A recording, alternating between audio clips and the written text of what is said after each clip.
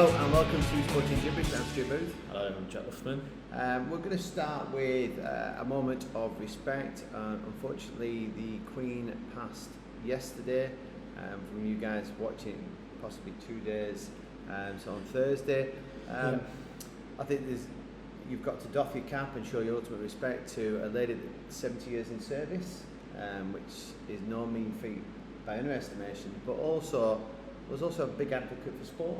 Yeah, definitely. I think you're right. I think it actually, like last night, sort of our time when the news came through, I think it affects everybody more than you probably would expect it to. And obviously it's the only monarch we've ever known. And all the iconic moments that she's been involved in, good and bad to a degree. But yeah, so RIP, Her Majesty. But yeah, in terms of sport, big advocate, wasn't she? Yeah. Obviously, she presented Bobby Moore with the Jules Rimet Trophy, actually it was still then, when we won the World Cup in '66. She was present at the Cricket World Cup final in 2019 when England won, amongst other things. But obviously I think everybody could relate to the fact that her appearance at the Olympics in the opening ceremony was, well, I think it is iconic, isn't it now, you know, with flying into the Olympic Stadium. And then of course horse riding was a big love. Yeah, she was definitely one, and has a big link with the Sheikh over in Dubai with the horse racing. So will be missed, but I think the good thing is that she's obviously brought her son up and grandsons in the same light, and you see them at many sporting events. So long may her legacy continue, and hopefully see the royal family continue that at sporting events. So, quick question for you then before we go. Yes. So, big horse racing fan, obviously, as we've said, owned horses, won the Gold Cup at Royal Ascot in 2013. Name of the horse? I'll give you a clue. Have a guess. I have no idea. Estimate was the name of the horse that gave her, I think, her most proudest or most memorable moment on the horse racing circuit. There you go. There we go. Right. On with the pod as normal. We're going to cover a little bit about football. We're not mentioning too much about Champions League this week, especially with that little cup behind us. Review the Premier League games, and we'll have a little look at cricket, and then something news coming out of Dubai Sevens. So look at that. Cool. So Sporting Week first. Sporting Week. Okay. So Luffers, you did not attend training this week. It was your notable absence. So too big to turn up for training was the message I heard. No, unfortunately, work commitments got in the way. So, but we've got another friendly. Well, then this comes out this morning. In fact, probably most of you listening to this in the UK would have played. So I'm looking forward to that and playing in that. Obviously, I didn't play in last week's effort. How is the fat foot finger? Yeah, it's not good. So as soon as I don't wear that compression tape, it just blooms up. So anyway, we'll see how that goes tomorrow. The boys had a good run out last week. Like you were saying, they lost them with about 7 or 8 balls to spare, but all 14 players got a game. And I think we retired people in the 40s and things like that. The other team didn't, which is absolutely fine. That's not an issue. But everybody got a good run out, and so it was a good game. So hopefully tomorrow we'll do a bit more, because of course the league season starts next weekend. And I think the important thing is it's minutes in the legs, isn't it, or minutes on the pitch, as you would call it. Yeah, it's just getting a feel for it, because you can play like indoor stuff where you can train, but it's just not the same. Just weird things like running between the wickets, calling, or angles when you field and things like that. So yeah, that's what the important thing is just getting 50 overs of batting in our legs and 50 overs of fielding, and then we'll hit the ground running next week, hopefully. So yeah, all good. I've just realised that we're in my office at work, and we're on a wobbly table, and Jack keeps leaning back and forth. So at some point you're going to get seasick, or if Jack just leans heavy on the table, then we should stop wobbling. There we go. Oh no, you're off again. There we go. I feel like I'm on a wobble board. We'll try to stay still. Okay, well, we're going to try. Yes, so who are they playing this Saturday? Savannah Lions again. We're playing again. Oh, so the same team we played last week. Yeah, at Jebel Ali. So, but yeah, looking forward to that early start, but early finish that way as well. So, and you were playing another friend last night. So we played last week. We played a combined team of the Grizzly Bears, which is a combination of their vets team and Bears first team. Last night was just the Bears vets, which turns out that the Grizzlies vets team has now merged with the Bears. So they are the Grizzly Bears. They're not calling themselves the Grizzly Bears. They're just going to stick with Bears. We played their vets team last night. If you understand that, You're better man than me. All you need to do is know that we played the Bears Vets, that's all. But yeah, we played them last night. It was a good run out. I think we were quite comfortable. I think at the end they could have potentially scored, but through a little bit of poor finishing, the scoreline suggests we were a lot more comfortable what actually happened. I think it finished 5 or 6-0 in the end. But again, I think for most of us, I think it was 90 minutes in the tank, or I think for some of them, we got a good 60. Yeah. But we only had 2 subs. We had a few last-minute dropouts, but the lads that got rotated the most, we decided to change formation last night, so that you can guess which position got rotated the most. We played 3-5-2. So if you were the unlucky person who played right wing back or left wing back, you got rotated. But you needed to get rotated because it was a hard run out. I remember watching Andy run one end, lost the ball, and the guy ran the other end, and he just sprinted out. I was like, it was humid last night. It wasn't nice, but yeah, good result. New player came on board last night called Sofian. I think he's played pro in Turkey. I'm not 100% sure of this, but the rumour has it he might have been at Transborg at some point. Just another level. Just ability on the ball. He literally just... It was like me and Graham were laughing after he just scored, played the ball to him, and he just kind of went through the middle. It was almost like the part in the Red Sea. But it just made it look, and I think this is the biggest compliment you can pay, just made it look so easy. Yeah. It looked like, and I said this to the wife, I was like, it looked like a guy playing against a group of 6 or 7-year-olds where you just coast your way through the middle of the people. They can't quite touch you, can't quite get near you, lay a foot on you, couldn't even get near you to foul him, and they just passed it past the keeper. Do you not think that's when you've played, like we've both played at a decent level when we were younger, whatever, and can still play decent now, but when you play against, or with actually, it doesn't make any difference, with guys who have been at that next level, it's time that, the same in cricket and football, it's the time they seem to have that I've never had. Yeah. Whether it's, playing the ball a bit later, or seeing something a bit earlier, or getting to the ball under a catch a little bit earlier. That's the difference, isn't it? Yeah, I think the funny thing is that you'll have your average sporting person will be at this level, and you'll have like where you consider yourself and you're probably this gap, and that person will see you and go, why have you not been a professional? But then when you see that person that's above you and they're probably the same gap between you, and then you go, I was never, I was levels off being that level. I've always said that I think that at my best when I was younger, playing a lot, I think I could, if given a chance, I think I could have played county level. Yeah. But the next step up, when you, even to be like a top county player, not getting international cap, I don't think I was ever good enough at that level. But yeah, anyway, good run out and another win. Good run out, yeah. Good result. Building towards a new season now. So 2-2 for the old pre-season. And roll on next week. I don't know. I think we're playing our third team next week. I might have a wander down. Well, they're on about moving it to Wednesday night. So we're supposedly playing on Wednesday because we are going on maybe a social outing on Thursday evening, ready for the season, which will be good. Good job. Works half down Friday then. Oh yeah, but if you can see, you can't see my timetable behind you. It's chocker on a Friday morning. It's not good. He has one lesson.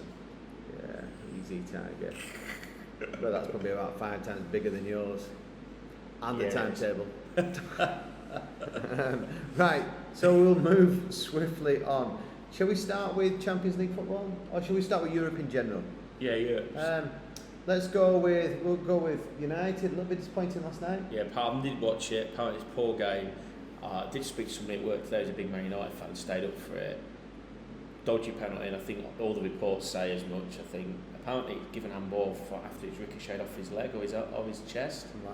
Which I thought it clearly can't be a penalty. Yeah, but anyway, they made their own rules up. But he did say that, and for obvious reasons, it was a bit of a subdued atmosphere at Old Trafford. Which is bizarre, but I noticed Harry Maguire's back in the starting 11. Yeah, and Ronaldo plays, so it's a bit of a chopped and changed a little bit. But yeah, I'd have thought it's a disappointing result at home. Arsenal got a good result away. Yes, 2-1 after being 1-0 down, I think. Yeah, and West Ham had a good result at home in West the conference, Ham won 3-1. Yeah.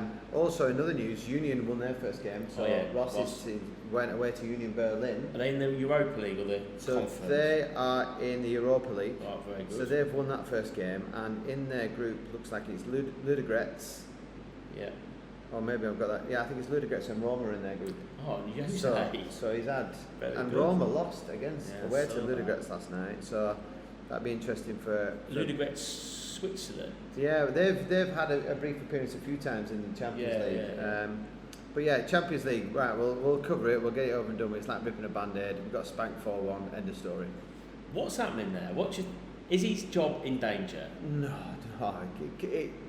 not far from it. I just think what's happening at the moment is there's a little bit of a transition going through. I think Mane's departure has probably impacted a little bit more than people expected. Darwin Núñez looks like a good investment, but he's not a fully fledged Premier League player. Like Haaland's just walked in and just hit the ground running, and looks like he's been in the Premier League for years. I think Darwin Núñez needs to adjust to life in the Premiership. I think there's an element of unfortunate injuries at the wrong time with regards to midfield, because Fabs is in and out. He's losing 100% fit. Thiago's missing. Henderson's out. Milner is I think he's shown his age aging a bit, player. So we're relying heavily on the young pups. So Carvalho looks a player, but consistency is always going to be an issue at the age of 19, 20. Harvey Elliott again looks a great player, but you can't rely on winning games and leagues on having a midfield which has one senior player and two young pups in. I think, just obviously, I've obviously not watched it, but when I've watched them, all of those are, injuries, I think, are the biggest thing, and then your inconsistency with your juniors. But the fact of the matter is, you've got no midfield, so your spine of your team is not there. Whether that is Fabinho, whether that's Thiago or Henderson, so you're missing that.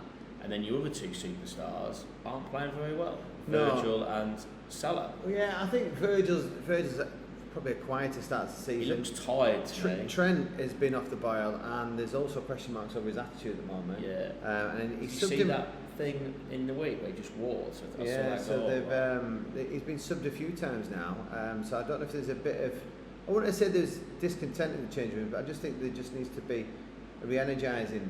They do play high pressure football, we know that, and unfortunately brought this young lad Ramsey in, and he's been out injured. And then Salah's been off the boil. And when we say off the boil, if you have a player that is arguably, when on form in the last two seasons, one of the best players on the planet, if he's off the boil and he can produce a little bit of magic from now and again that wins you games, and you don't have that anywhere else. He's not even close to boiling point, is he? He's far from it. So from all accounts, and I said this on the podcast last week, and I said this to Jack, is I was never staying up for this game because I knew it wasn't going to be pretty. I didn't expect 4-1. I expected us to lose, but 4-1's a hammering. But you know what? We're not out of the Champions League. Nah, it's just one result. It's far from it. You could lose the first 3 games in Champions League and still qualify. So we'll take the hit. We'll move on. Ajax spanked Rangers 4-0. So Rangers are a little bit like wowzers. Is that your group? Is it? Yeah, Ajax, Rangers, Napoli, Liverpool. In the other groups, Atletico Madrid beat Porto 2-1. Bruges beat Leverkusen 1-0. Barcelona spanked Victoria Pleasant. Lewandowski got a hat-trick, didn't he? Yeah, 5-1, which ties up nicely because Barcelona play Bayern Munich next. Bayern Munich beat Inter 2-0 at Inter. Frankfurt lost 3-0 at home to Sporting. Great result for Spurs beat Marseille 2-0. And the interesting one, I was having this discussion with Mick last night, was I was looking at fantasy football and I was talking about Mo Salah. And I was like, is it time to take the hit, take him out, get a shed loads of cash? And one player I was talking about putting in is Richarlison, and Mick's like, well, he'll never start. And I'm like, but he's got to be knocking on the door because his last couple of impacts off the bench have been nothing less than brilliant. Really highlighted how poor Son's been. And then when given the opportunity to start, scores 2 goals. And he's really got to be banging on that door. And he started Saturday, did we play Saturday? Yeah, he started Saturday as well with Son, and all 3 of them played very well up top. Son didn't score, but was much better than, because you're right, the previous 2 games he may as well have been sat with me. And then he started with the so it's Kulusevski that's lost out currently, and I think that's a bit of sort of Son's got plenty of credit in the bank. And Richarlison's had great impact, so he's got to start him. And again, Kulusevski's young. You know, and apparently he made a great impact off the bench. I didn't watch it, I tried, and I fell asleep before it kicked off. I watched the first 5 minutes and then fell asleep and woke up at half an hour. I'm like, no, this is no good. But by all accounts, Spurs have huffed and puffed a bit. But got 2-0 win. Well, that's and it. He was in tears afterwards with his dad. Did you see that? Because his dream was always to play Champions League. So he's made a great impact. I still think there's a bit of a debate about the signing. I know that sounds daft in terms of what happens when things aren't going his way, when he's sat on the bench in the cold weather in January, February time.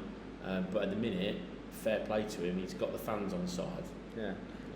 We'll do the other groups and we'll talk quickly about this. Dynamo Zagreb 1, Chelsea 0, which saw the end of Thomas Tuchel. You weren't surprised? No, I'm not surprised simply because they've been disastrous. They've given and bought him everybody that he required. They've got rid of everybody that he required. They've given the change rooms he wanted, and yet they have been very, very average. Yeah, I don't disagree with that. I just still think it's a bit not premature. I was just surprised that it came this early. It probably is my honest thing. Surprised if it carried on another month, probably not. But this early, but they've got the man in, haven't they? Yeah. But we'll probably talk about that in a bit as to whether their strategy's changing. Yeah. So it'll be interesting to see what Potter. Is it Potter? Yeah, Graham Potter, because brings to the table. Yeah. Because I know there was a few names thrown about last night. Pochettino. But we'll talk about Chelsea in a little bit more detail. We'll go through the Premier League. But I was going to bring Mason Mount out of my draft team. Yeah. Now I might just hold fire. He'll play for. Might just have Potter. to hold fire. Salzburg 1, AC Milan 1. Celtic, not a great start, got spanked 3-0 at home. Leipzig 1, Shakhtar Donetsk 4. Did you see the incident with the RB player? No, I didn't know. Gets sent off, kicks the ball into the crowd, hits a kid in the face. Oh no. Then climbs into the crowd to go and apologise, and the family refused to let him apologise. They threw the scarf at him. Which that's I can imagine. A bit petulant, on both parts. Yeah, I was like, I bet that's not worked well. Dortmund won 3-0 at home to Copenhagen. Seville got spanked off City, but there's no surprise because Seville have not made a great start in the Spanish league, and City look a different level at the moment. Benfica 2, Maccabi Haifa. Haifa. Are they not Israel? Yeah, it's Europe. How is that Europe? Because it's Europe. It's Middle East. It's Europe. It's Middle East. And then also in that group we've got PSG. Great result, 2-1 at home to Juventus. Yeah. So that's quite I could see that potentially causing a few upsets. You'd probably think PSG would come through, but Benfica at home have always been a decent outfit. And then going away to the Middle East is never an easy trek, is it? I think the Spurs and Liverpool, the English groups, have probably got the most favourable draws, to be fair. Yeah. But the other midweek result to all the news is the fact that England women qualified for the World Cup. They won 10-0 again against, I don't know who it was now, Sweden, was it somewhere? It wouldn't have been Sweden. No, not Sweden. But the problem is that at what Finland. point do they then start trying to do, because that doesn't do any justice to the women's game, because it's almost playing professionals versus amateurs, and then you have these results and then people just go, well, look at the state of that. Except, I actually think it's the same in a little bit in World Cup qualification in the men's thing. I think there should be 2 tiers, that those lesser tier teams should have to qualify in order to get into the qualification. But I think we've stepped away from the likes of San Marino 0, England 10, haven't we? A little bit, but though England they demolished in their latest one or before. I don't know. I agree with you. It doesn't do any. It looks good on paper, but it doesn't really do any good for the game. But they'll have a chance of winning the World Cup next year, won't they? Yeah, fingers crossed. Right, we'll quickly go into the Premier League and we'll have a quick chat about Chelsea's situation and who's moving forward with that. Everton played Liverpool in, I wouldn't have said it was probably the best game. I thought Liverpool could have won the game, but poor finishing. I think Darwin Núñez missed a header at the back post. He should have hit the target with. Diaz and Lucky the inside the post. I know Everton will go around the other end and say. And Pickford's had a great game, hasn't he? Pickford's had. He seems to play well against us. Or bar that one at Anfield where he threw it on Origi head. Right. But Liverpool concern is just drawing too many games. Yeah. And I think it was probably a fair result in the end to a degree. With Everton having a goal disallowed, and it's not. I've said it a long time before. I'm not sure those kind of goals. I don't see what VR is in for those kind of goals to be disallowed. I know technically, like you've got the proper angle. I still don't think that's not. I don't think it's a proper angle. You can only get proper angles when you've got, like in the 100 metre, you get when it's dead square. Because I'd seen one where it looked onside. That was because it was done by an Everton fan. But by the by, I just think in general, and there was a lot. And I mean, VAR had an absolute shocker all weekend, didn't it? Yeah. So, right. Well, we'll not keep on that one, but I want to bring up this next one. Brentford 5, Leeds 2. Great result for Brentford. Leeds, I think, let's just call it a freak result at the moment because they've not started too badly. They've gone alright, yeah. But interesting enough, Tony, and I texted you this, didn't I? Right, is it time Tony gets a call up? Yeah, I agree with you because first of all, if you remember, if anybody's sad enough to listen back to some podcasts where we've always talked about Kane's understudies, one that I've always said I'd have at Tottenham. The old story is would he have come, blah blah blah. So, and actually as a number 9 or as a goal scorer, who else are you going to pick as his understudy? Let's be honest, who else? Calvert-Lewin I don't rate anyway, but he's injured, so out of the picture. Danny Ings is gone. Watkins potentially. Well, I think Watkins is probably similar mould to Tony in aspects of certain parts of his game. I think Tony's probably a better finisher. Yeah, and then after that, you're absolutely scraping the barrel, aren't you? Yeah, but then not to demean the fact that back to your original point, I think Tony's done enough and shown enough to warrant it because his hat trick. I know one of them was a free kick, one was a penalty, but the free kick was unbelievable. The penalties he takes, it's phenomenal, unbelievable. He's like a 3 grade up from Jorginho. And then his third guy, his hat trick, alright. The keeper's a bit unlucky, I thought, because he come out clear these lines, it's ricocheted. So, but he's got a hell of a lot to do there. And the composure, the confidence to dink it over 4 or 5 leads for class. And the people are bombing down back on the line, aren't they, to try and get there? So I mean, it would be unfortunate. I'd rather have him in than who's the guy at Roma from Chelsea. Oh, Tammy Abraham. I'd rather have him in the. I don't even know how he's getting on this year. I don't know, but yeah. I talk about VAR disasters. Chelsea West Ham. I mean, that's ridiculous. Chelsea somehow won the game 2-1. Yeah, I mean, it should have been a draw. Well, West Ham chucked it away, but then they should have had and the biggest indicator, and I don't often agree with Keys and Gray, as we've said at beIN. I know Keys, this was more Andy Gray, but he made, and he's done it, said it before, and he'll say it again, no doubt.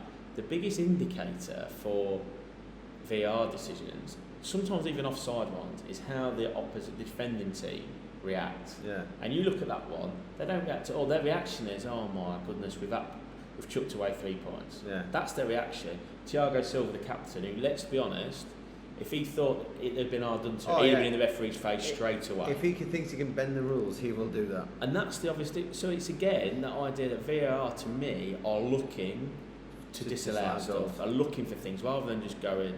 Because again, it comes back down to the same thing in cricket I've said before.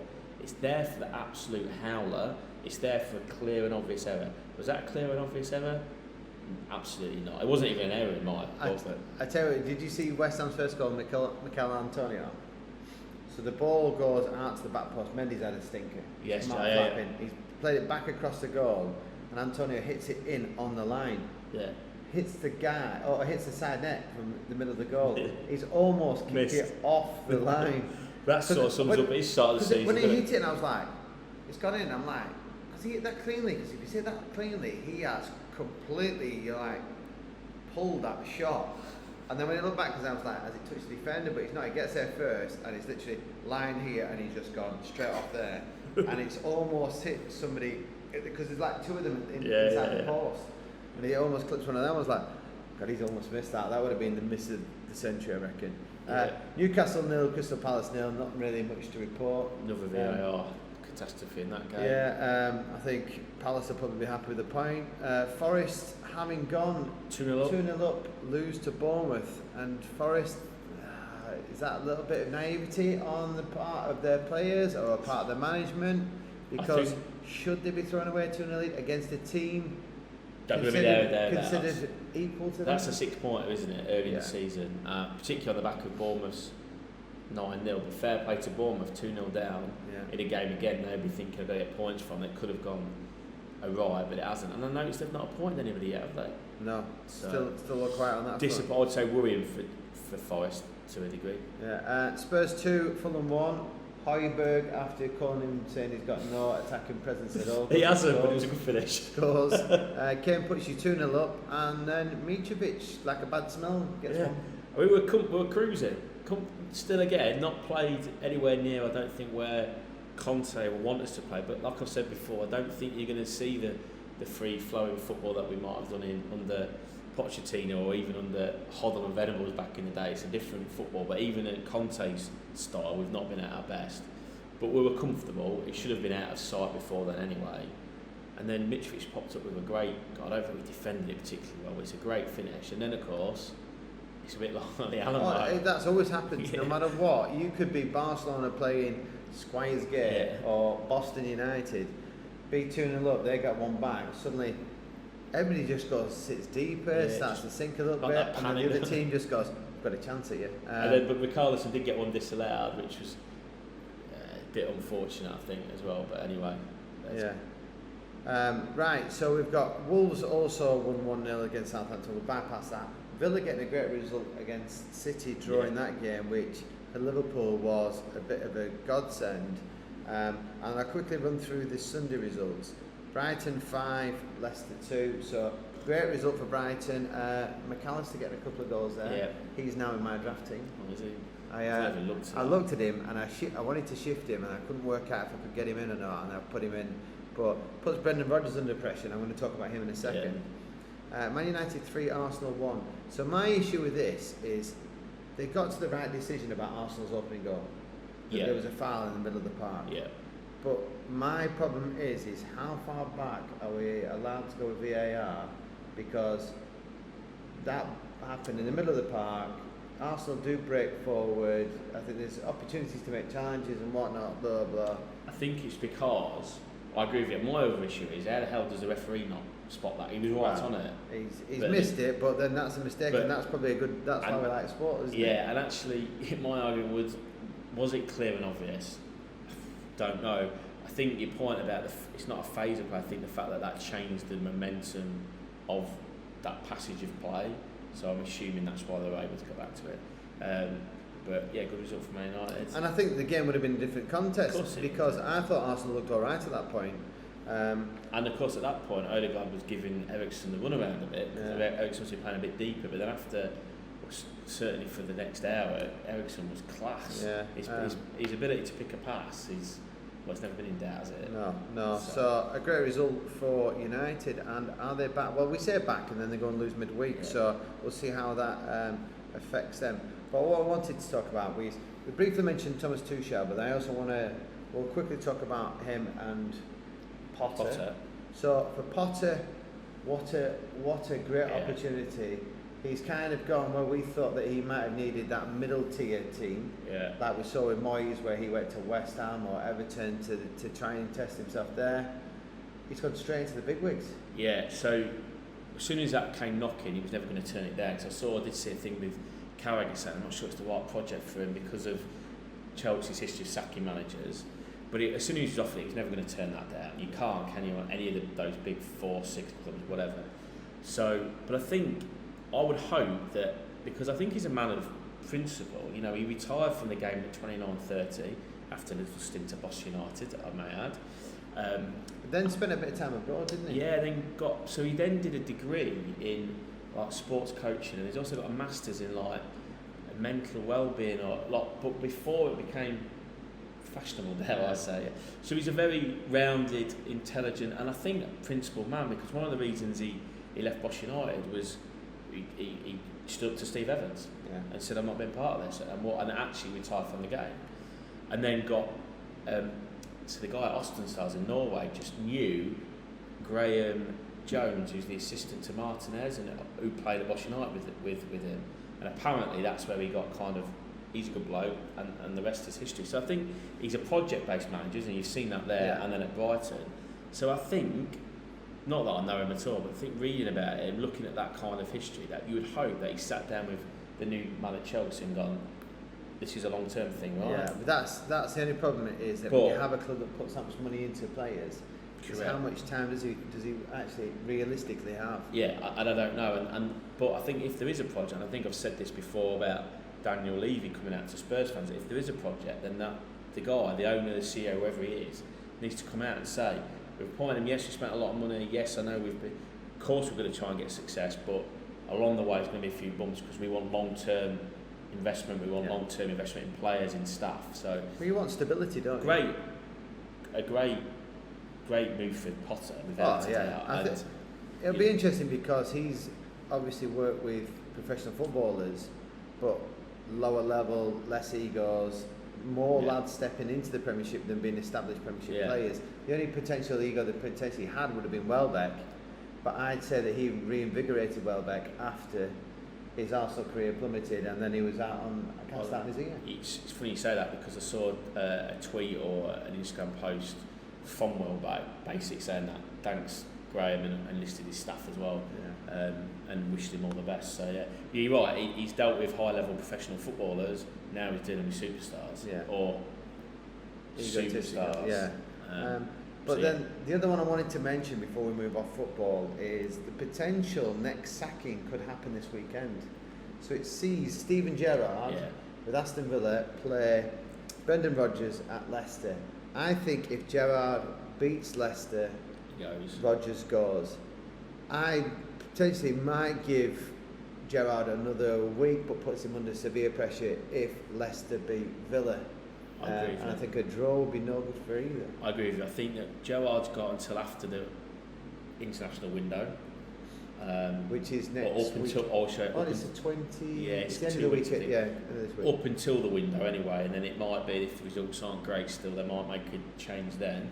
So whatever happens Saturday, I still think he'll have that, unless they get like absolutely railroaded.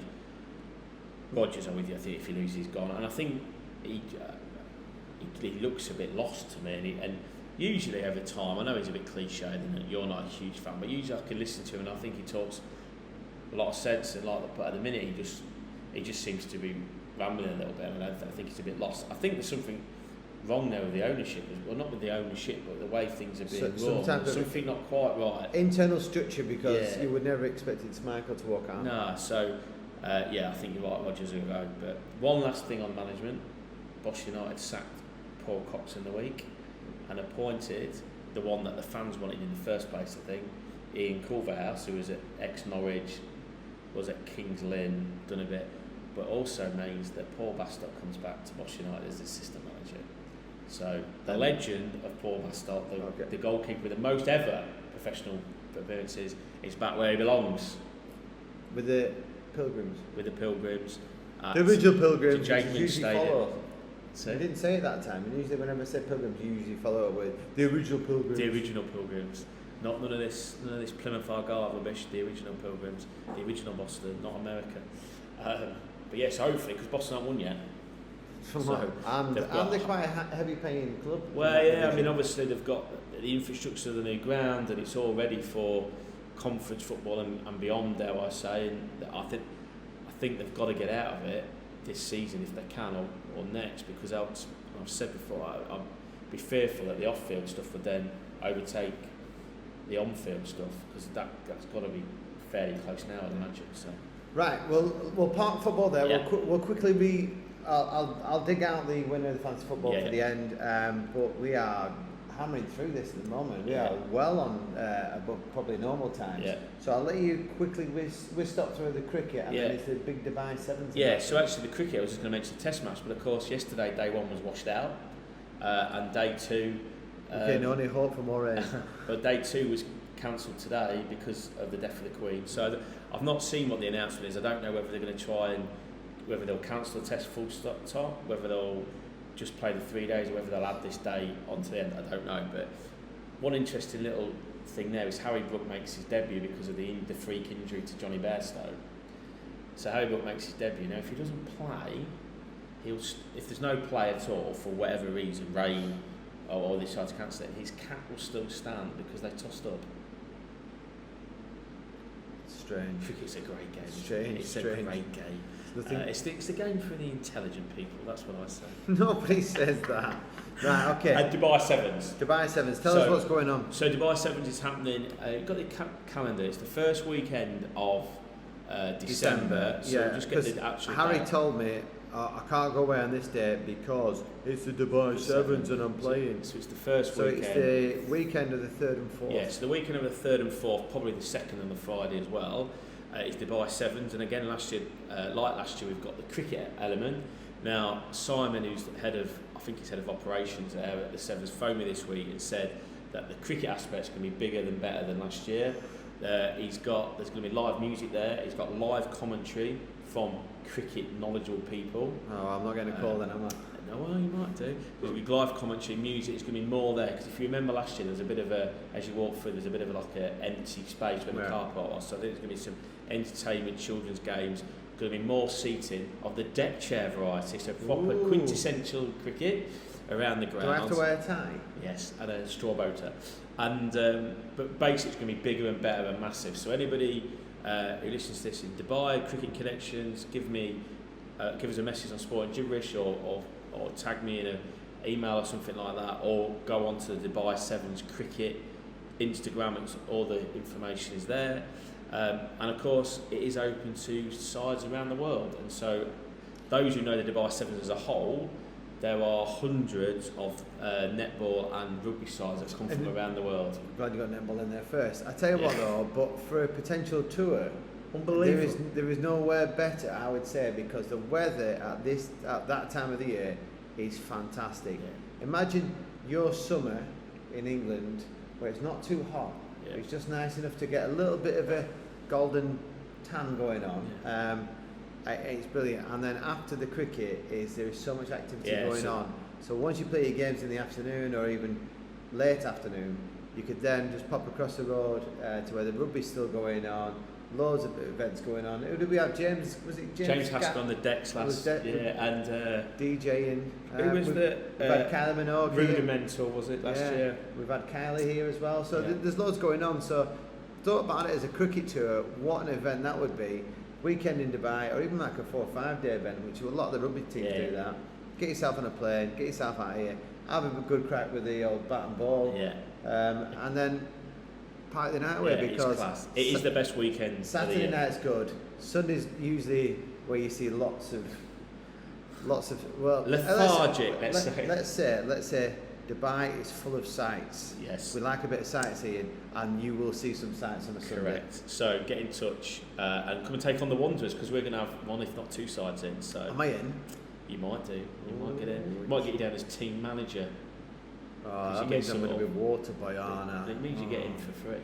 I'm available for water boying whenever anybody needs somebody. So Dubai Sevens, check out all their socials. Any further information if you want. Yeah, and we'll tag them into our post then we can see that as well.